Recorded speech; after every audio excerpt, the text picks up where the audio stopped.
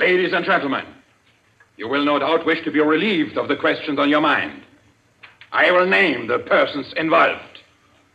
Number 37. No! Silence! Whatever. I swear on it. Silence! You have failed in discretion. You will be dealt with. If you have anything to say in defense of your folly, I'll hear it later. Sit down. Number 37 sank down upon a chair. He pushed his handkerchief under the mask to wipe his face. 2 tall men closed in upon him. The rest fell back. Ladies and gentlemen, I will now name the traitor. Stand forward. Number 21. Take off your mask.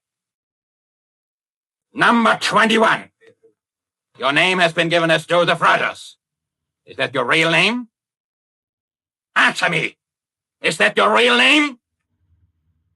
No. What is your name? Peter Wimsey. Silence! Suspense. Unfortunately, episodes 3 through 9 of the series are not available to us. So we're going to dive into the 10th episode titled The Cave of Ali Baba. This is based off Dorothy L. Sayers' short story and features her beloved detective character, Lord Peter Wimsey. Originally aired on August 19th, 1942.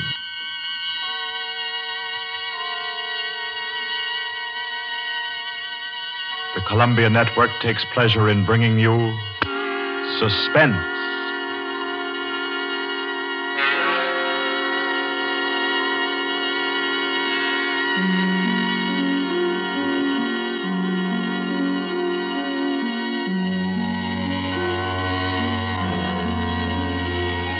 Suspense, Columbia's play theater of outstanding thrillers, produced and directed by William Spear and scored by Bernard Herrmann. The notable melodramas from fiction and stage and screen, from the world's great literature of entertaining excitement, presented each week to bring you to the edge of your chair, to keep you in suspense.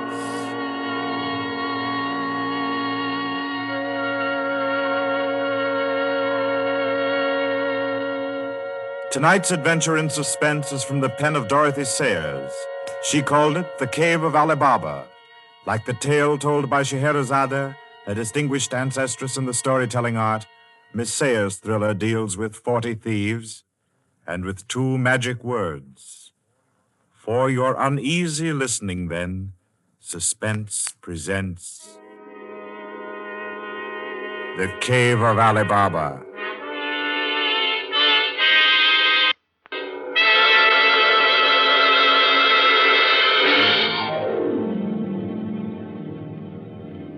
On a Saturday afternoon in January, in the grim and narrow house in Lambeth, a man sat eating kippers and reading the daily paper.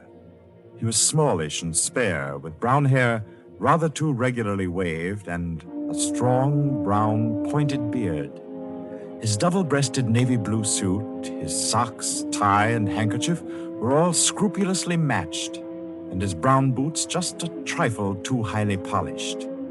He did not look a gentleman, not even a gentleman's gentleman. Yet there was something about his appearance which suggested that he was accustomed to the manner of life in good families. A superior butler, perhaps, yet not old enough to be retired. A footman who had come into a legacy, yes. He had just finished eating, and he was sipping his coffee, when a slight noise at the front door caught his ear. Swiftly, too swiftly for a quiet little man sitting eating kippers and reading his paper on a Saturday afternoon, he sprang up, he dashed through the small hallway, and he flung the door open. Of course, no one in sight. The society is at least dramatic in its delivery of its correspondence. And as if he knew what he would find, he shut the door and turned to the hat stand in the hall. An envelope had been placed there. It was addressed to Joseph Rogers. So Mr. Rogers opened the note. Number 21. An extraordinary general meeting will be held tonight at the house of number 1 at 11:30. You will be absent at your peril. The word is finality. Finality. Yes, I think so. The man called Joseph Rogers stood for a moment, studying the note. Then he strode to the rear of the house to a tall safe built in the wall. Carefully, he manipulated a dial. He swung the safe door open, stepped inside into a small strong room. He opened a drawer marked correspondence, placed the note inside, and then came out again. A moment to reset the lock for a new combination, and then he went back into the living room. He reached for the telephone. He lifted it from the cradle and then reconsidered. Too dangerous. He hurried upstairs and clambered into an attic. In the furthest corner, he searched for and found a knothole in the woodwork. He pressed it. A concealed trapdoor swung open, and he was in the loft of the adjoining house. He paused before 3 cages, in each of them a carrier pigeon. Carefully, he wrote a note, slipped it under a pigeon's wing. There you are, my pretty. There, take it easy now. There you go. Lie straight. 4:30. I'll send another pigeon at 5 and the third at 6. I should have my answer by 9:30 at the latest. Oh, I forgot one thing, most important. Mr. Rogers moved through the trapdoor, back into the attic of his own house, and once again he stood before the tall safe built in the wall. He opened the door, stepped into the strong room, moved for a moment quietly in the dark, and then spoke gently. Now, be good, my sweetheart. I'm depending on you. Open sesame. Come on now, old thing. Open sesame. Open sesame. That's better. That's very much better.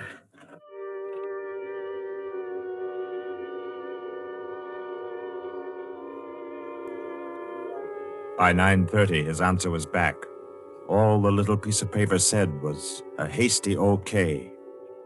At 11:15, he took his revolver from a locked drawer, inspected it carefully. Yes, loaded it with cartridges from an unbroken packet, and left the house. He walked quickly, keeping well away from the wall, and when he climbed on a bus, he sat next to the conductor, where he could watch all who got on and off.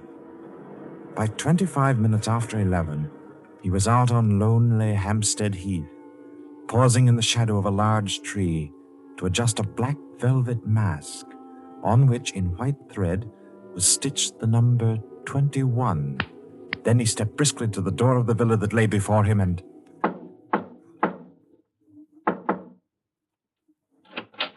What is it? Finality. Come in. Go right on through. Number 1 will check you in. Right.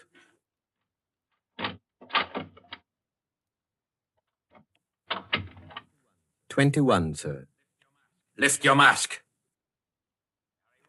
Very well, 21. You may go on to the meeting room. Thank you, sir.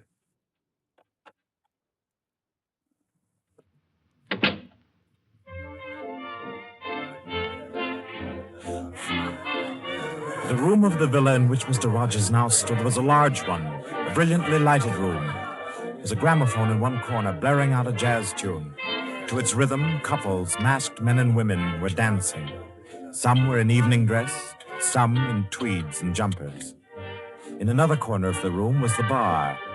Mr. Rogers went up to it and asked the masked man in charge for a double whiskey. He consumed it slowly, leaning on the bar. The room filled. Presently, someone moved across to the gramophone and stopped it. Mr. Rogers looked around. Number 1, the massive gentleman in evening dress who had checked him in, appeared on the threshold. A tall woman in black stood beside him. Her mask, embroidered with a white number 2, covered her hair and her face completely. Only her fine bearing, her white arms, and her dark eyes, shining through the eye slits, proclaimed her as a woman of power, of physical attraction. The masked dancers were silent now, as number 1 spoke. Ladies and gentlemen, we are short 2 members tonight. I need not inform you of the disastrous failure of our plan for obtaining the plans of the Court Windlesham Heliscoper. Our courageous and devoted friends, number 15 and number 38, were betrayed and taken by the police. Some of you might fear that under examination these two would break down and give away our society. There is no need for such a fear. I gave the usual orders, and their tongues have been silenced. Their defense will be discreetly compensated in the usual manner. I call upon number 12 and 34 to undertake this agreeable task. They will attend me at my office for their instructions after the meeting. Will the numbers I have named kindly signify by raising their hands that they are able and willing to perform this duty? Thank you. Ladies and gentlemen, please take your partners for the next dance. The gramophone struck up again.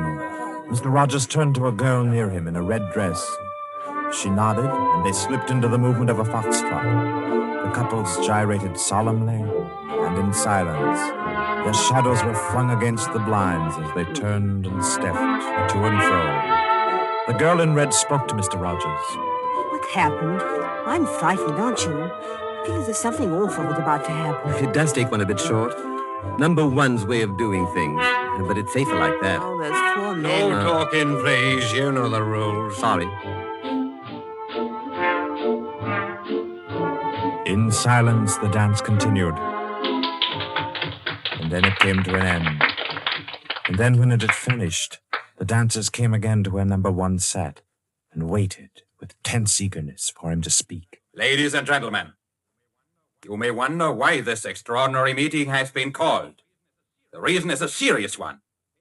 The failure of our recent attempt was no accident. The police were not on the premises that night by accident. We have a traitor amongst us. This last failure was not the first. You'll remember the unfortunate way in which the affair of the Dinglewood pearls turned out, and there were others. However, I am happy to say that our minds can now be easy. All these troubles have been traced to their origin. The offender has been discovered and will be removed. The misguided member who introduced the traitor to our ranks will be placed in a position where his lack of caution will have no further ill effects. There's no cause for alarm. Ladies and gentlemen, please take your partners for the next dance.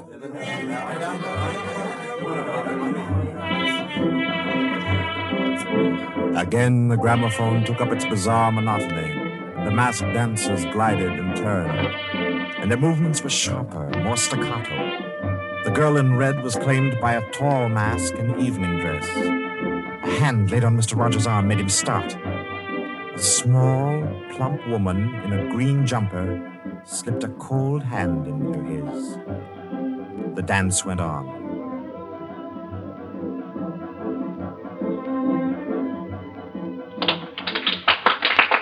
When it stopped, everyone stood, detached, stiffened in expectation. The endless interval was over. Number one raised his voice. Ladies and gentlemen, you will no doubt wish to be relieved of the questions on your mind. I will name the persons involved. Number 37. No! Silence! I swear on never! Silence!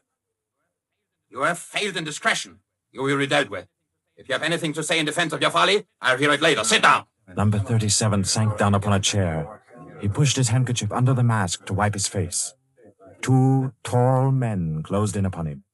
The rest fell back. Ladies and gentlemen, I will now name the traitor. Stand forward. Number 21. Take off your mask. Number 37.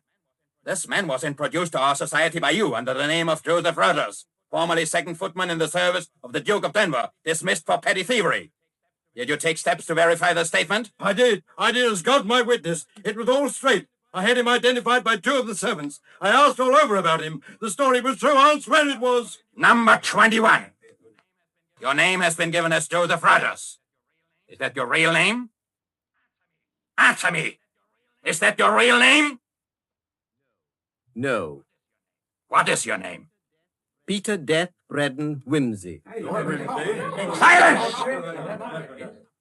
My compliments, your lordship. We thought Lord Wimsey was dead. He was killed, so the paper said 2 winters ago while shooting big game in Africa. He even left a will proved to £500,000. To his mother, I believe, the Dowager Duchess of Denver. Lord Peter Wimsey, indeed. Well-known book collector, man about town, distinguished criminologist, took an active part in the solution of several famous mysteries. Taking an active part, if you don't mind. So you deliberately led us to think you were dead and became Joseph Rogers to gain entrance to our society.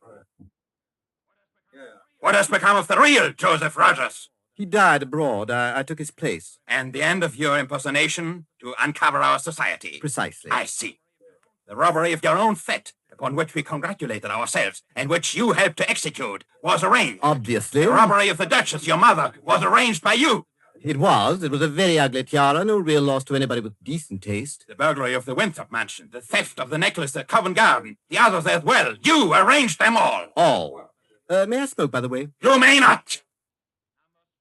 Numbers 15, 22, 39. You have watched the prisoner. Has he made any attempt to communicate with anybody? None. His letters and parcels have been opened. His telephone tapped and his movements followed. Even the water pipes in his house have been under observation for Morse code signals. You're certain? Absolutely. Then we may be sure that he has been alone in this adventure. Well, ladies and gentlemen, please take your... Very well. Take the prisoner away.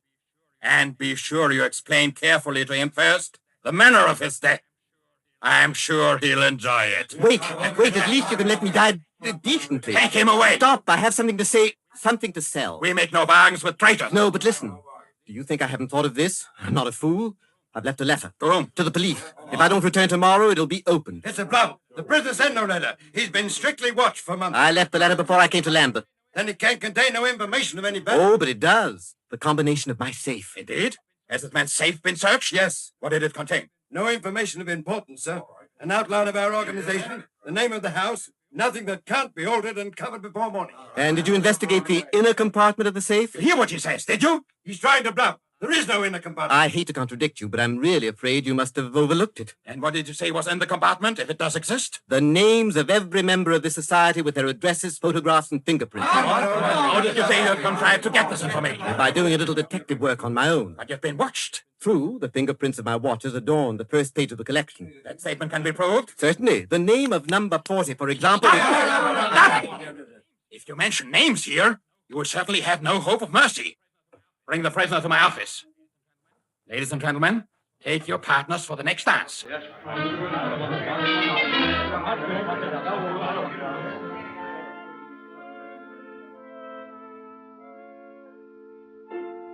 am I to go on? I've proved that I know your gang from number 1 through number 25. Do you want me to prove that I know the others as well? My lord, your story fills me with regret that you are not, in fact, a member of our society. Wit, courage, and industry are valuable in an association like ours. I fear I cannot persuade you. No, I suppose not.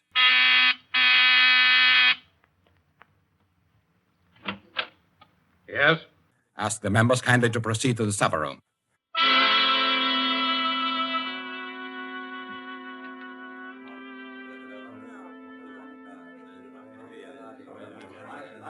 Ladies and gentlemen, I'll not conceal from you the seriousness of the situation.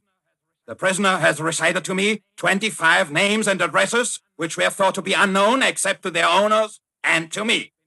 There has been great carelessness. Fingerprints have been obtained. He showed me some photographs of them. He tells me that the book of names and addresses is to be found in the inner compartment of his safe, together with certain letters and papers stolen from the houses of members, and several objects with fingerprints. I believe he tells the truth. He offers the combination of the safe in exchange for a quick death. I think his offer should be accepted. What is your opinion, ladies and gentlemen? The combination is known already. Fool! This man is Lord Peter Wimsey, a scientist of crime. Do you think he will have forgotten to change the combination? Oh, I say give him the promise. Time's getting short. You agreed? It's a bargain, Wimsey. What is the combination? The word of the combination is unreliability. And the inner door, the inner compartment. In anticipation of the visit of the police, the inner door is open. Good. Number 12 and 36. You will go to the prisoner's house and... Why should any more members... That's right. I agree. Nobody ought to be trusted. Then what, ladies and gentlemen, do you suggest? You go yourself. You're the only one that knows all the names. You go yourself. I second that motion. Is the wish of the meeting, then, that I should go? No, I say no. No, don't go. Number 1 is our president, the head and soul of our society. If anything should happen to him, where should we be? You've all blundered. We have your carelessness to thank for all this. Do you think we should be safe for 5 minutes if he were not here to repair your folly? There's something in that. If you will pardon my suggesting it, the lady appears to be in a position peculiarly favorable for the reception of the president's confidences. The contents of my modest volume will be no news to her. Why should she not go herself? Because I say she must not.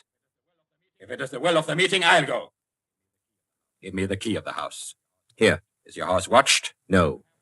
If I have not returned in 2 hours, act for the best to save yourselves.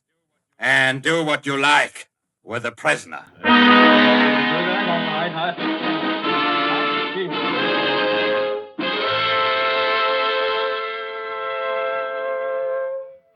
The president has been gone 2 hours. Traitor! What happened to him? How should I know? Perhaps he's looked after himself and gone while the going was good. Oh, he'd never do that. What have you done with him? Speak, or I'll make you speak. I can only form a guess, madam. I'm afraid that your president may quite inadvertently have left the door of the inner compartment closed behind him, in which case... Yes. Well, let me explain the mechanism of my safe. The inner compartment has 2 doors. The outermost opens outward with an ordinary key. Oh, do you think that the president is so stupid as to be caught in an obvious trap? Undoubtedly, he will have wedged open that inner door. Undoubtedly, madam. But the sole purpose of that inner door is to appear to be the only one. Hidden behind the hinge of that door is another, a sliding panel, also left open. Inside the compartment is the big, heavy ledger containing all the information about this society. This ledger lies on a steel shelf. Do I make myself clear? Oh, yes, go on. The steel shelf is balanced on a concealed spring. When the weight of the book, the ledger, is lifted, the shelf rises almost imperceptibly, and in rising it makes an electrical contact. Now, let me draw a picture. Your president steps into the inner compartment, sees the book, takes it up, anxiously to examine to see if it's the right one. The shelf rises, the electrical contact is made, and the steel panel behind him slides into place. He's trapped. You devil! What is the word that opens the inner door? Quick, the word. Do you remember the story of Ali Baba and the 40 Thieves? Uh-huh. Well, when I had this safe constructed, my mind went back, well, call me sentimental if you will, to my childhood. The words that open the door are open sesame. Oh. How long can a man live in this devil's trap of yours? Oh, I should think he might hold out for a few hours if he didn't use up all the oxygen by hammering and yelling. I imagine if we go there at once, we'll be able to get him out all right. I'll go myself. I think you'd better take me with you. Why? Well, I'm the only person who can open the door. But you've given me the word. Yes, you have the word. But this door of mine, I'm rather proud of it. You know, it's my own invention. It's the latest thing. It will open to the words open sesame, all right. But to my voice only. Your voice? I'll choke your voice from my hands. What do you mean, your voice only? Don't clutch my throat like that. You'll wreck my voice, and then the door might not recognize it. Yeah, that's better. The door got stuck for a week once, and when I had a cold. Is what he says true? Is it possible? Perfectly possible, madam. It will have a microphone arrangement. It could be done also with light vibrations. We must let him go. Take the ropes off him. Let him go, nothing. He doesn't go to blab to the police. The president's done in, that's all. And we'd all better make traps while we can. It's all up, boys. Right. Chuck this fella down the cellar and fasten him in. I'll go and destroy the ledgers. 32, you know where the switch is. Give us a quarter of an hour to clear, then you can blow the place to glory. No, you can't leave one to die. He's your president, your leader. I won't let it happen. I won't. I'll free this man myself. Here, none of that. Let me go. Let go of me. Think, not just think. It'll be light in an hour or two. The police may be here at any moment. Police? Oh, yes. Yes, you're right. No, we mustn't imperil the safety of all for just one man. He himself would not wish it. Throw this man in the cellar and let's get out of here while there's time.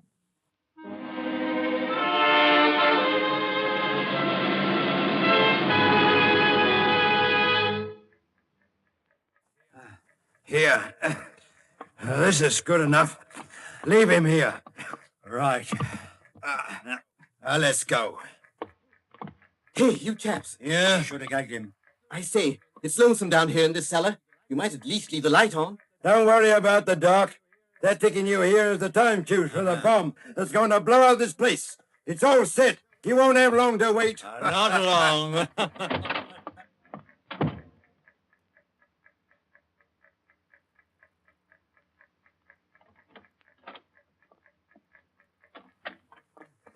Who is it? Who's there? Hold still, so I can cut the ropes. Well, if it isn't two. My compliments, madam, on your loyalty to your president. Quick. They've set the time fuse. The house is mined. Follow me as fast as you can. Number 1 must be saved. And only you can do it. Well, how did you manage to... There's no time for questions. Get up and follow me. You will release him. You promise. I promise. But I warn you, madam, that this house is surrounded. When my safe door closed, it gave a signal to Scotland Yard. All the members of the society are taken. Never mind them. Here, outside. Quick. All right, who's there? Is that you, Inspector? Get your fellows away, quick. The house is going up in a minute.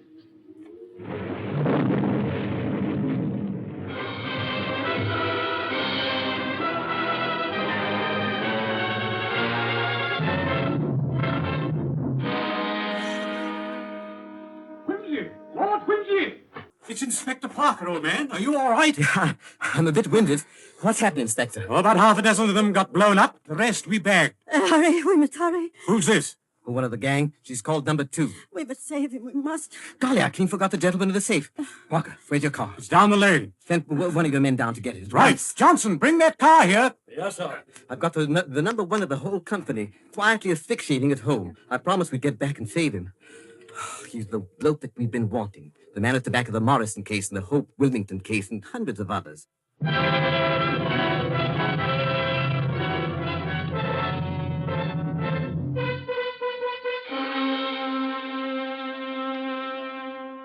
Is this it? Quite a contraption. Yes, I only hope he hasn't upset the adjustment by thumping at it. Oh, please, hurry. I hope you haven't heard my voice. Oh, you sound all right. I can only be conversational. Come on, old thing. Show us your paces. Open sesame. Open sesame. Confound you. Open sesame. Open sesame.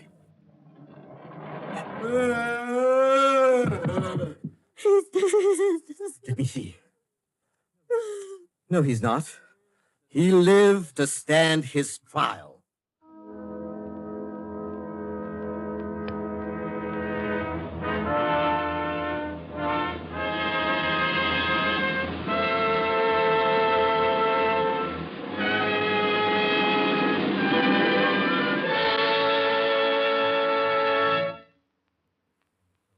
And so, all's right with the world, as it always is when Lord Peter Wimsey is involved. The Cave of Ali Baba by Dorothy Sayers was the story which gave us tonight's Suspense. Suspense is produced by William Spear. Our guest director for this evening was Robert Louis Sheehan. Tonight's radio drama was written by Peter Lyon and scored by Bernard Herrmann. Romney Brent was Peter Wimsey, William Malten played number 1, and Ira Gerald, the lady in the case. Others in the cast were Cathleen Cordell, Victor Beecroft, Roland Bottomley, J.W. Austin, William Podmore, Ian Martin, and William Malten.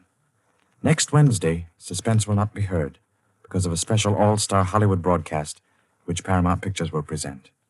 2 weeks from tonight, at this time, Columbia will bring you another selected story from the world's great literature of thrills.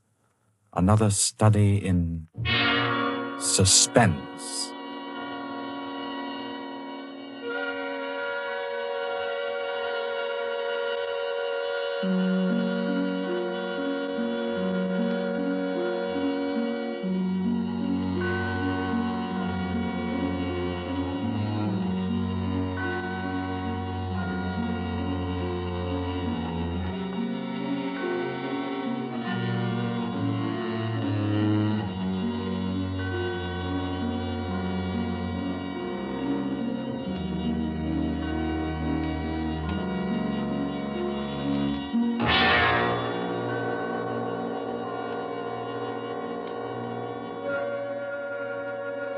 This is Barry Kroeger, and This is the Columbia Broadcasting System. And that was the 10th episode in the series Suspense, titled The Cave of Ali Baba, and originally aired on August 19th, 1942. Originally, newspaper listings indicated 100 in the Dark would be broadcast on that date, but the script was withheld until September 30th, 1942. This short story was first published in 1928 as part of Sayers' collection, Lord Peter Views the Body. The collection features 12 stories, all showcasing Lord Peter Wimsey's sharp intellect and crime-solving abilities in various settings. And unlike many of Sayers' other stories, which are traditional whodunits involving murder investigations, The Cave of Ali Baba has more of a thriller or adventure feel to it, revolving around an underground criminal organization, and has a secretive, almost espionage-like atmosphere to it. It's very different from what I think Suspense would later become. With Charles Vanda, who was so instrumental in bringing Suspense to the airwaves away from military service, William Spear is now in charge. This is the earliest surviving complete program produced by him. Spear developed his production savvy over the years in March of Time and other early programs, building on his extensive background in music as a critic and composer, some of which he earned in his early 20s. Suspense researcher Keith Scott notes this episode as the first indication of Spear's influence on the musical side of Suspense, especially in the bridges between scenes. And if we look ahead to the next episode in our retrospective of Suspense, we'll see A Hitchhiker, one of the standout episodes of Suspense's run. And I'll see you then. Thank you so much for listening.